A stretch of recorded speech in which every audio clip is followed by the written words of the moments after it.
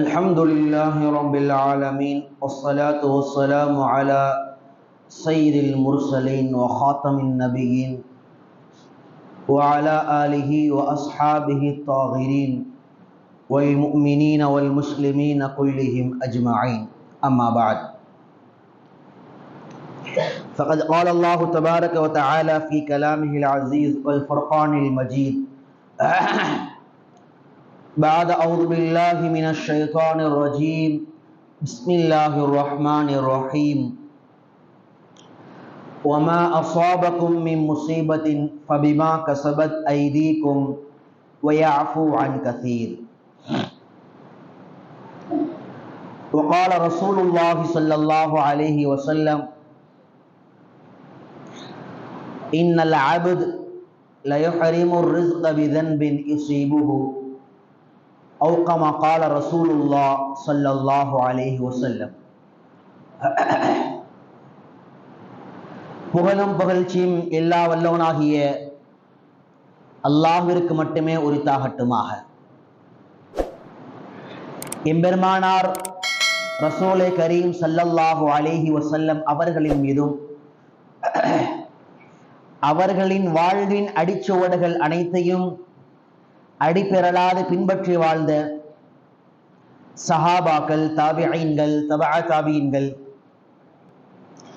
ஷுஹதாக்கள், இந்த மார்க்கத்தினுடைய தீனை நம்வரை பாதுகாத்து கொண்டு வந்திருக்கின்ற உலமா பெருமக்கள், குறிப்பாக நம் அனைவரின் மீதும் அல்லாஹ்வினுடைய சாந்தியும் சமாதானமும் என்றென்றும் நின்று நிலவட்டுமாக.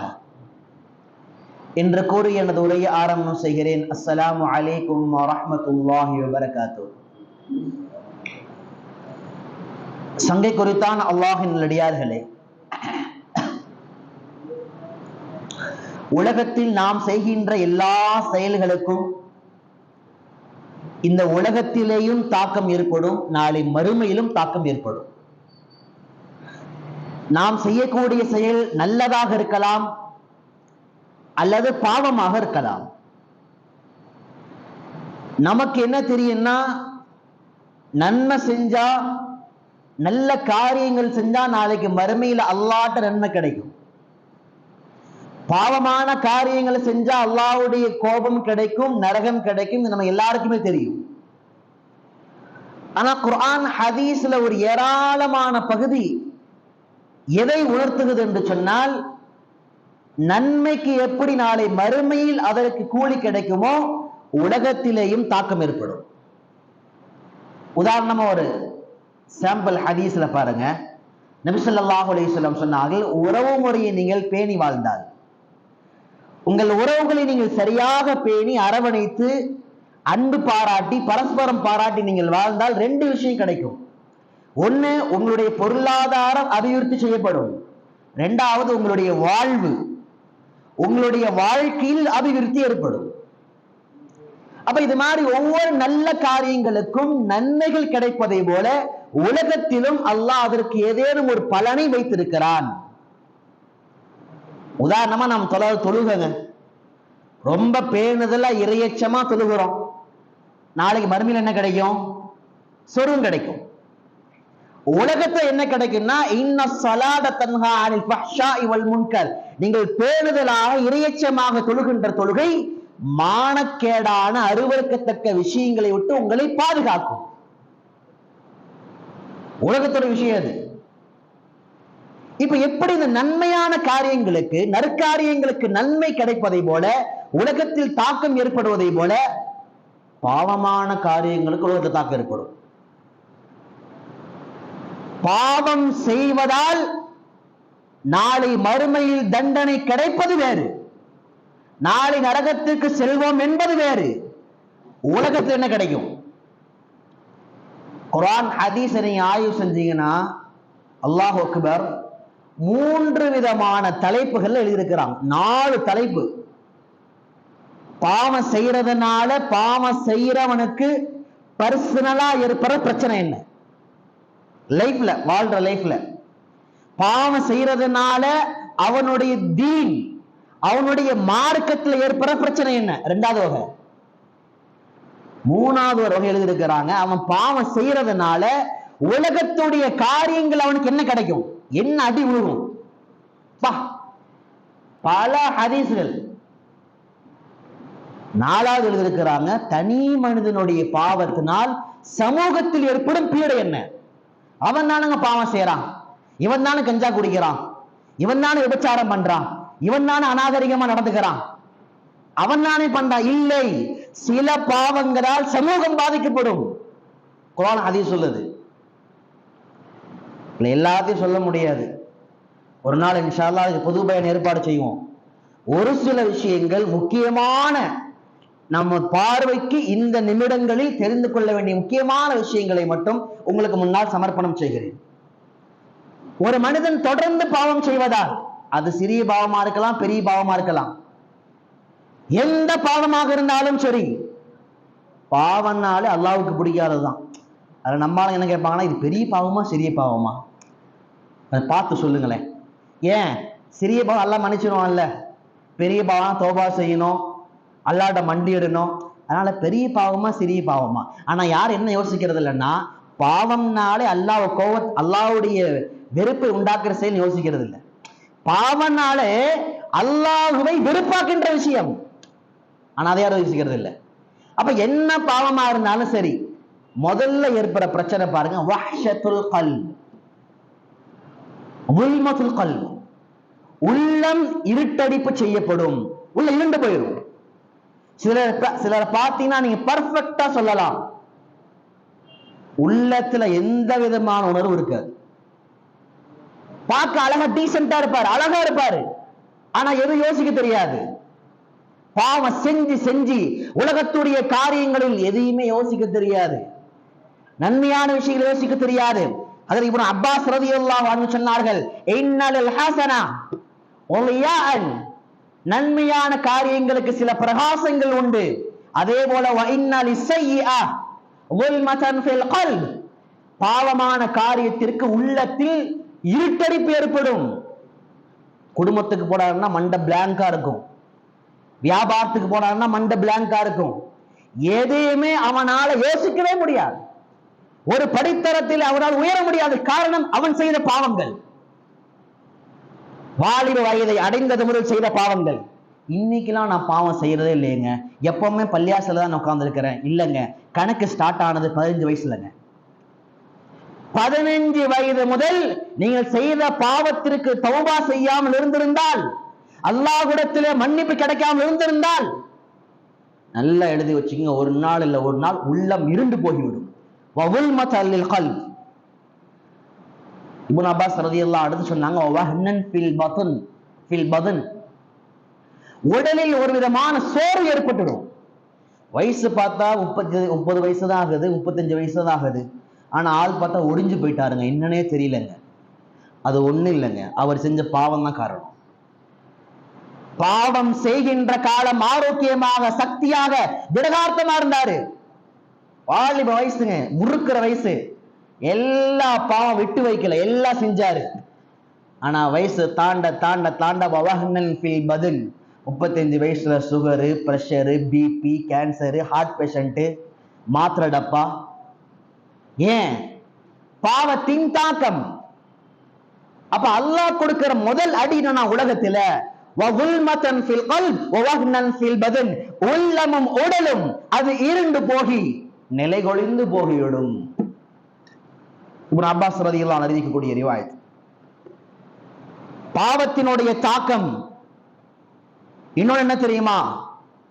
பெருமானார் ஸல்லல்லாஹு அலைஹி வஸல்லம் சொன்னார்கள், வஜுஇல ஸில் வஸ்ஸிகார் அலா மன் காலஃப அம்ரி. அஹ்மது ரிவாயத்துல வருது, என் கட்டளைக்கு எவன் மாறு செய்கிறானோ, யாருடைய கட்டளைக்கு? நாயகம் ஸல்லல்லாஹு அலைஹி வஸல்லம் உடைய கட்டளைக்கு எவன் மாறு செய்கிறானோ, வஜுஇல ஸில் வஸ்ஸிகார் அலா மன் காலஃப அம்ரி, என் கட்டளைக்கு மாறு செய்து உலகத்தில் வாழ்பவன். நபி இப்படி சொன்னாங்களா? அப்படி செய்ய மாட்டேன். நபி வலது சாப்பிட சொன்னாங்களா? நான் இடது கையில தான் சாப்பிடுவேன், நான் இடது கையில தான் தண்ணி குடிப்பேன். நபி தொழுக சொன்னாங்களா? நான் பள்ளிக்கு வரமாட்டேன். நபி பர்தா போட சொன்னாங்களா? நான் பர்தா போடவே மாட்டேன். நபி சொன்ன காரியத்திற்கு மாற்றம் செய்பவன். பெருமானார் ஸல்லல்லாஹு அலைஹி வஸல்லம் சொன்னார்கள், எழுதி வைத்துக் கொள்ளுங்கள், உலகத்தில் உங்களை தேடி இழிவு வந்தே தீரும். இழிவுனா எப்படிங்க? சட்டை கழட்டி ரோட்ல ஓட விடுறதா? அது மட்டும் இழிவு இல்லை. குடும்ப தலைவரா இருப்பீங்க, உங்களை சுத்தி உங்களை யாரும் மதிக்க மாட்டாங்க. அல்லாஹ் கொடுக்கிற தண்டனை. சமூகத்தில் நல்ல நல்ல காரியங்களை செய்து சமூகத்திற்காக உழைத்திருப்பீர்கள், ஆனால் உங்களை சமூகம் ஒருபொழுதும் திரும்பி பார்க்காது, உதாசீனப்படுத்த எங்க போனாலும். போற இடமெல்லாம் கேவலமா பார்ப்பானுங்க. உன் படிப்பு, உன் அழகு, உன் பணம் எல்லாம் இருக்கும், ஆனா சமூகத்துல ஒருத்த மதிக்க மாட்டான். சார் என்ன பண்றதுன்னே தெரியல. என்ன தெரியுமா? நீங்கள் எந்த பாவத்திற்கு தௌபா செய்யாமல் இருக்கிறீர்களோ, எந்த ரசூலுல்லாஹ்க்கு நீங்கள் மாற்றம் செய்தீர்களோ, அது உங்களுக்கு பலியாடாக இருக்கின்றது. அதனால நமக்கு ஏற்படுற சில இழிவுகள், சில அசிங்கங்கள் கூட அல்லாஹ் பாதுகாக்கணும், நம்முடைய பாவத்தின் காரணமாக ஏற்படக்கூடியவை. இதோட பெரிய கொடுமை என்னன்னா, ரிவாயத்துகள்ல குர்ஆன்ல ஹதீஸ்ல வருது, ஒருத்தன் பாவம் செய்ய ஆரம்பிச்சு கடைசி என்னவாகும் அப்படின்னா, கல்லா பல் ரான அலா குலூபிஹிம் மா கானு யக்ஸிபூன். பாவம் செய்ய ஆரம்பிச்ச காலத்துல உள்ளத்துல பயம் இருக்கும். ஆஹா, இது பாவமே, ஏமாத்துறமே, வட்டி வாங்குறோமே, பேச்சு திறனால் மற்றனுடைய சொத்தை அபகரிக்கிறோமே, ஆக ஆபாசம் பார்க்கிறோமே, ஆக தனிமையில் சக்தியை வீணாக்குகின்றோமே, ஆரம்பத்துல பயம் இருக்கும். நபி ஸல்லல்லாஹு அலைஹி வஸல்லம் ஹதீஸ்ல சொன்னாங்க, ஃபைதா ஹுவ நஸஅ வஸ்தக்ஃபர வதாப வஸகல கல்புஹு. அந்த ஆரம்ப ஸ்டேஜையே இழுத்து பிடிச்சி நல்ல வேலை அப்படின்னு தௌபா செஞ்சார், யா அல்லாஹ் சூழ்நிலையினால் பாவம் செய்துவிட்டு என்னை மன்னித்து விடுவாயாக என்று கதறினால் வஸகல கல்புஹு, உள்ளம் பிரகாசமாயிரும். விட்டாரு. ஹத்தா தஅலு கல்புஹு, எந்த அளவுக்குன்னா பாவம் செஞ்சு கருப்பு புள்ளி விழுந்து விழுந்து விழுந்து படம் பார்த்து பார்த்து பார்த்து இசை கேட்டு கேட்டு கேட்டு வட்டி வாங்கி வாங்கி அடுத்தவனை ஏமாற்றி பிழைத்து பிழைத்து பிழைத்து கடைசிய என்னவாகும்னா, கல்லா பல் ரான அலா குலூபிஹிம், உள்ள எந்த அளவுக்கு ஆயிரும்னா துருபிடிச்ச இரும்பை விட மோசமாயிரும். அப்படின்னா என்ன அர்த்தம்? எண்ணத்தை ஊத்துனாலும் அங்க வளாக்கியாகாது. ஜிப்ரீலே நேரா வந்து கையை பிடிச்சு பேசினாலும் தூக்கி போட்டு போயிடுவார். பாவம் செய்து செய்து உலகத்தில் ஏற்படுகின்ற மிகப்பெரிய தண்டனை என்னவென்றால், நீங்க ஜும்மா மாதிரி 1000 ஜும்மா பேசினாலும் உள்ளத்துல சின்ன மாற்றம் வராது. அல்லாஹ் பாவத்திற்கு கொடுக்கின்ற பெரிய தண்டனை. ஏன்னா நீ தௌபா செய்யணும்னா முதல்ல நீ செஞ்சது பாவம் உனக்கு தெரியணும். நான் அல்லாஹ்வுக்கு மாற்றம் செஞ்சிட்டேன் நான் நினைச்சாதான் நான் தௌபா செய்வேன். நான் எப்ப எல்லாம் கையேந்துவேன், எப்ப அழுகுவேன், எல்லாம் நான் உனக்கு மாற்றம் செஞ்சேன்னு நினைச்சாதான். ஆனா இவர் மைண்ட் வாய்ஸ் எப்படின்னா, நான் தான் மாற்றமே செய்யலையே, நான் எங்கப்பா சுண்ணத்தை விட்டேன். நேக்கான பேசுவாரு. இந்த காலத்துல வட்டில வாங்க வாழ முடியுமா? ஹராம்லாம் செய்யாம இருக்க முடியுமா? பஸ்ல போனா பாட்டு கேட்க இருக்க முடியுமா? அதான் ஹலால் தான்ப்பா, சும்மா பாப்பா. அப்ப என்னன்னா, பாவம் செஞ்சு செஞ்சு அந்த பாவத்திலே மூழ்கி கடைசியாக உள்ளம் பல் ரான அலா குலூபிஹிம், அல்லாஹ் பக்ரால சொல்லுவான், ஹதமல்லாஹு அலா குலூபிஹிம் வ அலா சம்இஹிம் வ அலா அப்சாரிஹிம், அவர்கள் பார்வை, அவர்களின் செவி, அவர்களின் உள்ளம் எல்லாவற்றின் மீதும் நாம் முத்திரை வைத்து விட்டோம். பள்ளிவாசல்ல நின்று அசூசையான வார்த்தை பேசுறார்.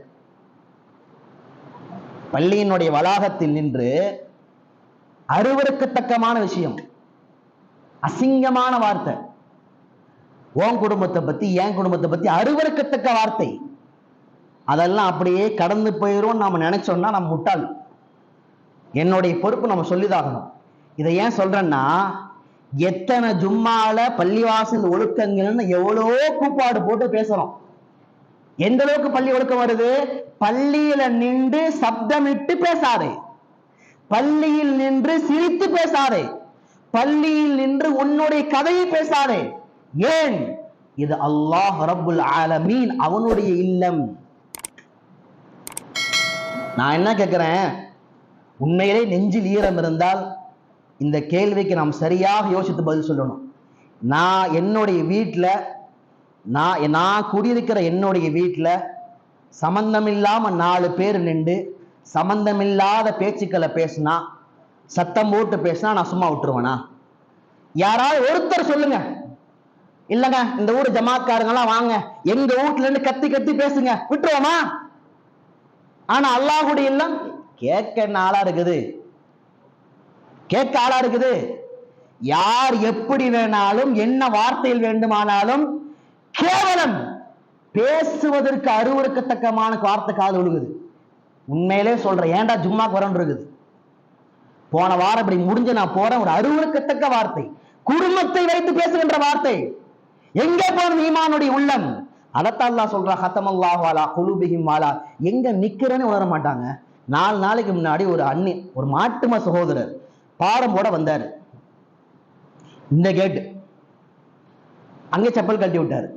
நான் சொன்னேன் உள்ள போட்டுட்டு வாங்க, இது வரைக்கும் போட்டு வரல, ஒன்றும் பிரச்சனை இல்லை. இல்லை இல்லை, கடவுள் கும்புற இடம், அல்லாஹ் கும்புற இடம் அவனுக்கு தெரியுதுங்க.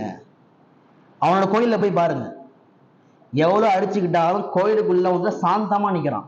ஏன்? கடவுளை கும்பிடுகிறவன்.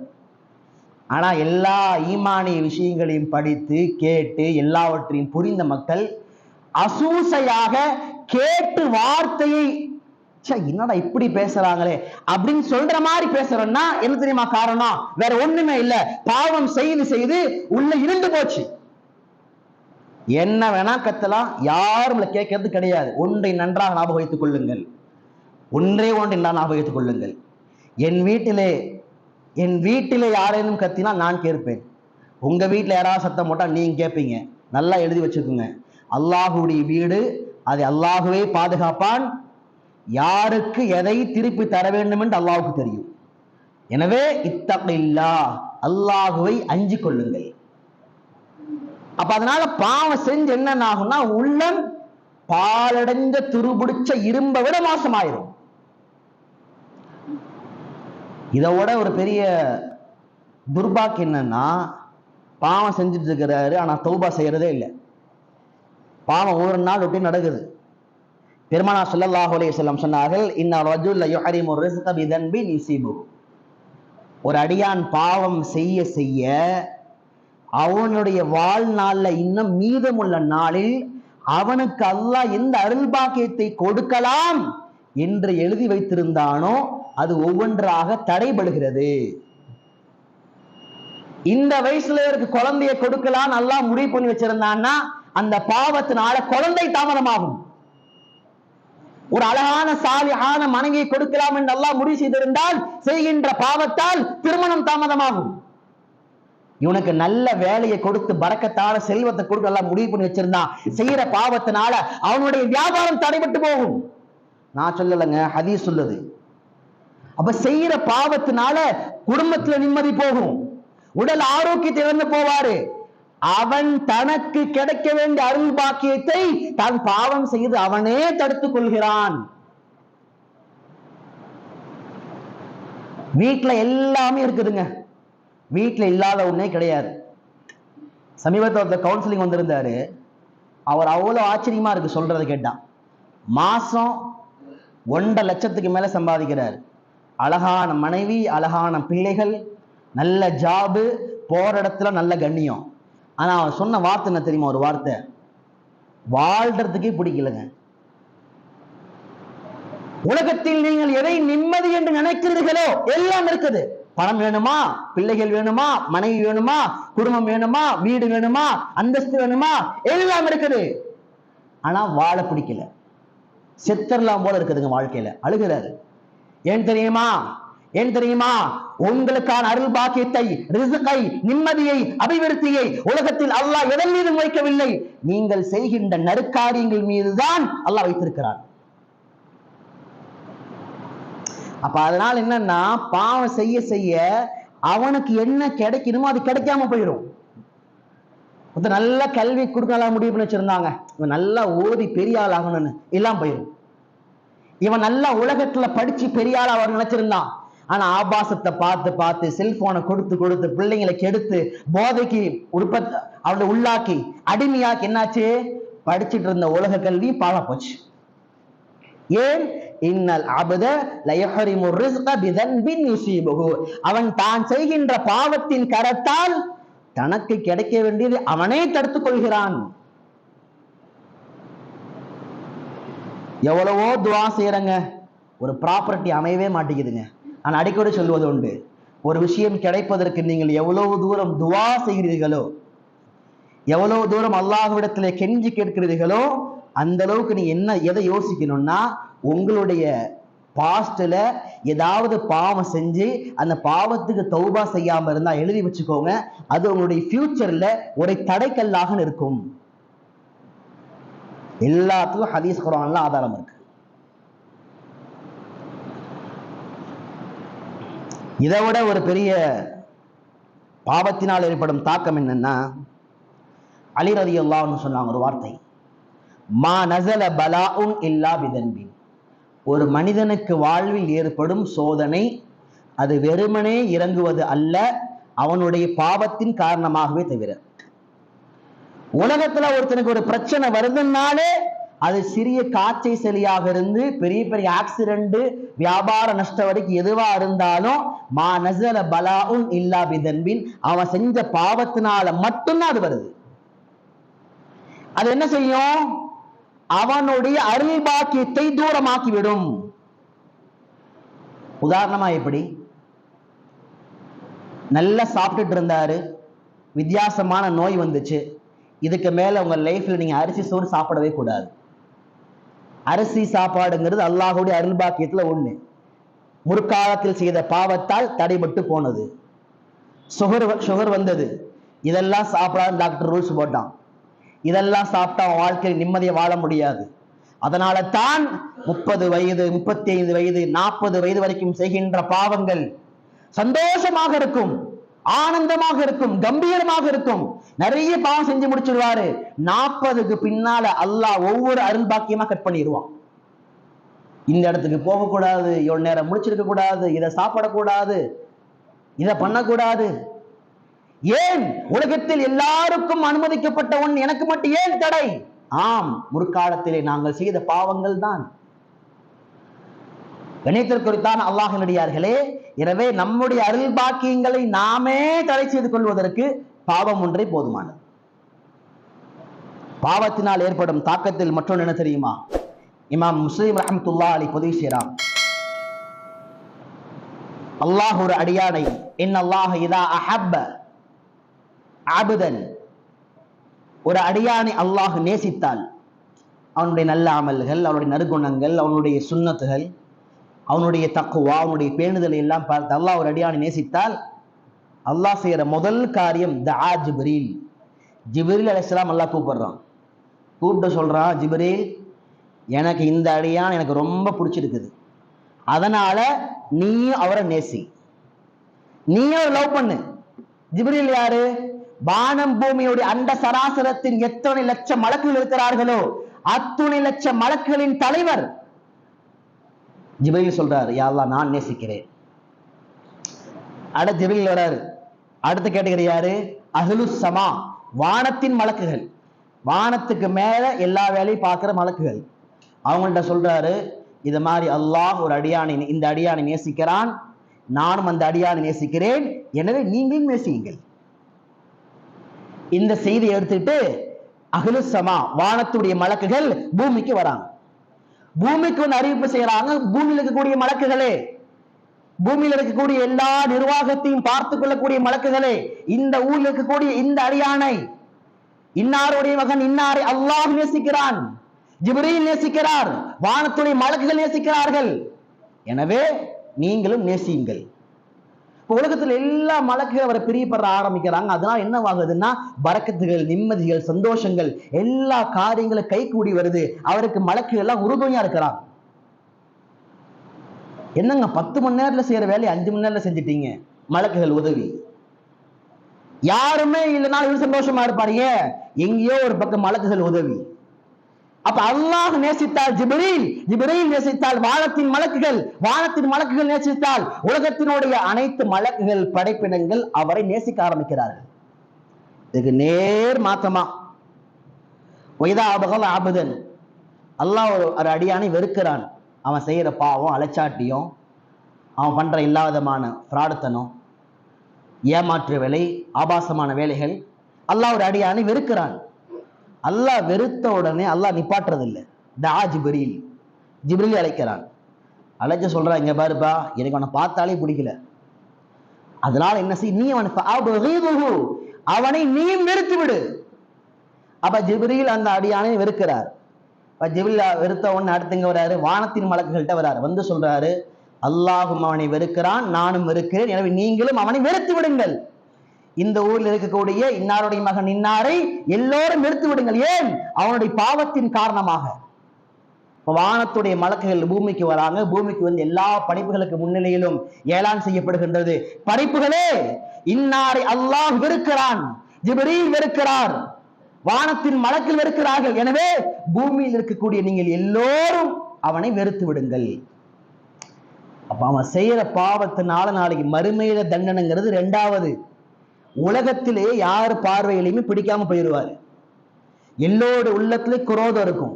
முன்னாடி பார்த்தா வாங்க ஜி அஸ்ஸலாமு அலைக்கும், நல்லா பணிவா பேசுவாங்க. ஆனா உள்ளத்துல என்ன இருக்கும்? பின்னாடி இவனுக்கெல்லாம் ஒரு யார் யாருக்கோ கேடு வருது, இவனுக்கெல்லாம் கேடு வர மாட்டேங்குது. சில சொல்ற பாக்குறமா இல்லையா? முன்னாடி சக்கரையா பேசிட்டுங்க, அடுத்த 2 நிமிஷத்துல அந்த அவர் போன உடனே பின்னாடி வந்து யார் யாருக்கோ கேடு வருது, இந்த ஆளு கேடு வர மாட்டேங்குது. ஏன்? நீ அல்லாஹ்வுக்கு முன்னால் சரியாக இருந்தால் உலகத்தினுடைய படைப்பினங்களின் உள்ளத்தை அல்லாஹ் சரிப்படுத்துவான்.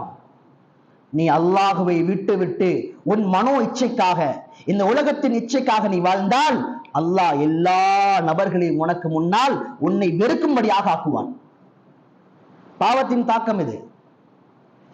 வினயத்திற்கு குறித்தான் அல்லாஹின் நடிகார்களே. கடைசியாக ஒன்று, கடைசி இல்லை, நிறைய விஷயங்கள் இருக்குது. இந்த இடத்துல நிமிடங்களுக்கு முன்னால கடைசியாக உண்டு. குர்ஆன் அல்லாஹ் சொல்லி காட்டுகிறான், மன் அஅரத அன் ذிக்ரி ஃபஇன்ன லஹு மஈஷத்தன் லன்கா. ரொம்ப எச்சரிக்கையான வாசகம். படிக்கின்ற பொழுதே, ஓதுகின்ற பொழுதே கண்களில் கண்ணீர் வர வேண்டிய வாசகம். மன் அஅரத அன் ذிக்ரி, என் ஞாபகம் இல்லாமல் வாழக்கூடியவன், என் ஞாபகத்தை புறக்கணித்து வாழக்கூடியவன். அந்த வாசகத்தை பாருங்க. மறந்து வாழ்றது இல்ல, புறக்கணிச்சு வாழ்றது. புறக்கணிக்கிறதுனா என்ன? ஒருத்தரை கூப்பிட்டுட்டு இன்னொருத்தரை விரட்டி வருது புறக்கணிக்கிறது. பணம் தேவை, பதவி தேவை, மனைவி தேவை, பிள்ளைகள் தேவை, உலகத்தின் ஆடம்பரம் தேவை, ஆசபாசம் தேவை, மனோ இச்சைகள் தேவை, எல்லாம் தேவை. ஆனா யார் தேவையில்லை? அல்லாஹ் மட்டும் தேவையில்லை. எல்லார பத்தியும் பேசுவோம், அல்லாஹ் பத்தி பேச மாட்டோம். எல்லாருக்காக நேரம் கொடுப்போம், பள்ளிவாசலுக்கு வர மாட்டோம். எல்லா செயல்களுக்காகவும் தன்னுடைய உழைப்பை கொட்டுவோம், ஆனா அல்லாஹ்வை திருப்திப்படுத்துவதற்காக உழைப்பை நாங்கள் செலவிடவே மாட்டோம். அவர்தான் மன் அஅரத அன் ذிக்ரி, என் ஞாபகத்தை விட்டும் புறக்கணித்து சென்றவன். அல்லாஹ் சொல்கிறான், ஃபஇன்ன லஹு மஈஷத்தன் லன்கா, உலகத்திலே அவனுக்கு மௌத்துக்குள்ளாக ஒரு நெருக்கடியான வாழ்க்கை கொடுப்பேன். அல்லாஹ்வுடைய வாக்குறுதி ரொம்ப ரொம்ப சத்தியமானது. இன்ன வஅதல்லாஹி ஹக், அல்லாஹ்வுடைய வாக்குறுதி சத்தியமானது. ஃபஇன்ன லஹு மஈஷத்தன் லன்கா, வாழ்கின்ற வாழ்க்கையில் அவன் மரணிப்பதற்கு முன்பாக மிக மிக நெருக்கடியான வாழ்க்கை கொடுப்போம். எப்படிப்பட்ட வாழ்க்கை? யார் உதவி செஞ்சாலும் அது உதவியாவே இருக்காது, யார் ஆறுதல் சொன்னாலும் ஆறுதலாக இருக்காது, வாழ்றதா மௌத்தாகிறதானே தெரியாது. இதுக்கு மேல வாழ்ந்து என்னடா செய்ய போறோம் அப்படி கை பிசங்குகின்ற ஒரு காலம். ஏன்? அல்லாஹ்வை மறந்து வாழ்ந்தால் மௌத்திற்குள்ளாக அப்படி ஒரு நேரம் நிச்சயமாக வந்தே தீரும். எத்தனை வயசு வேணா கடந்துரும், ஆனா கலிமா லா இலாஹ இல்லல்லாஹ்னு சொல்லிட்டு மௌத்தாகிறதுக்கு முன்னால அல்லாஹ் சொன்ன வாக்குறுதிகள் நிச்சயமாக நடந்தே தீரும். கண்ணியமான அல்லாஹ்வின் அடியார்களே, எனவே நாம் செய்கின்ற நற்காரியங்களுக்கு உலகத்திலே தாக்கம் இருப்பதை போல நாம் செய்யக்கூடிய பாவமான பேச்சுக்கள், பாவமான காரியங்கள், பாவமான சமிக்கைகள், பாவமான விஷயத்திற்கு உதவி செய்தல், இதுவெல்லாம் நாம் தௌபா செய்யவில்லை என்றால், அல்லாஹ்விடத்திலே மன்றாடி ஒவ்வொரு நாளும் மௌத்து வரைக்கும் பாவ மன்னிப்பை கோரவில்லை என்றால், இத்துணை எதிர்த்தாக்கங்களாக நம்ம கண்ணுக்கு முன்பாக வந்து நிற்கும். ஆனா இந்த பாவத்தினாலதான் நம்ம இந்த அடி வாங்குறோங்கிறது மௌத்து வரைக்கும் தெரியாது. பெரிய கை செய்த என்னன்னா, இந்த பாவத்தினா நான் இந்தந்த வயசுல செஞ்ச பாவத்தினாலதாங்க எனக்கு இவ்வளவு பிரச்சனை தெரிஞ்சுட்டா கூட தௌபா செய்யலாம். எல்லாம் நான் இந்த வயசுல செஞ்ச பாவங்கள் இப்ப செஞ்ச பாவம் மன்னிச்சிரியான்னு. ஆனா என்ன பெரிய துர்பாக்கியம் ஏற்படும்னா மௌத்து வரைக்கும் இந்த பாவத்தினால் தான் எனக்கு இவ்வளவு சோதனை, இவ்வளவு கஷ்டம், ஒண்ணுமே புரியாது. அல்லாஹ் திட்டிக்கிட்டே இருப்பாரு. என்னங்க அல்லாஹ் இப்படி சோதிக்கிறான், தண்டிக்கிறான், கேவலப்படுத்துறான், அசிங்கப்படுத்துறான், இவ்வளவு கைசேதப்படுத்துறான்? என்ன, நீங்கள் வயதுக்கு வந்தது முதல் உங்கள் வாழ்க்கையின் பக்கங்களை திருப்பி பார்க்க வேண்டும். 15 வயது முதல் செய்த எல்லா நற்காரியத்திற்கும் வாழ்க்கையின் கடைசி வரைக்கும் தாக்கம் ஏற்படும். 15 வயது முதல் செய்த எல்லா பாவத்திற்கும் வாழ்க்கையின் கடைசி நிமிடம் வரைக்கும் தாக்கம் ஏற்படும், தௌபா செய்யவில்லை என்றால். எனவே அல்லாஹ் ரஹ்மான் நம் அனைவருக்கும் எல்லா பாவங்களுக்கும் ரமலானுடைய வருகைக்கு முன்பாக அத்துணை பாவங்களிலிருந்து பரிபூர்ணமாக தௌபாவை பெறக்கூடிய வாய்ப்பாளர் நசீபாக்குவானாக. நம்முடைய எல்லா விதமான பாவங்களுக்கும் பரிபூர்ணமாக கைசேதம் அடைந்து இனிமேல் அந்த பாவத்தை செய்ய மாட்டேன் என்ற ஒரு உறுதி எடுத்து அல்லாஹ்வுக்கு முன்னால் சிரம்படைந்து நம்முடைய எல்லா விதமான பாவங்களுக்கும் அல்லாஹ்விடத்திலே மன்னிப்பை கேட்டு அந்த மன்னிப்பை பெறக்கூடிய நசீபை தருவானாக. ஈமானோடு வாழ்ந்து ஈமானோடு மரணிக்கக்கூடிய பாக்கியம் தருவானாக. வ ஆகிரு தஅவானா அல்ஹம்துலில்லாஹி ரப்பில் ஆலமீன்.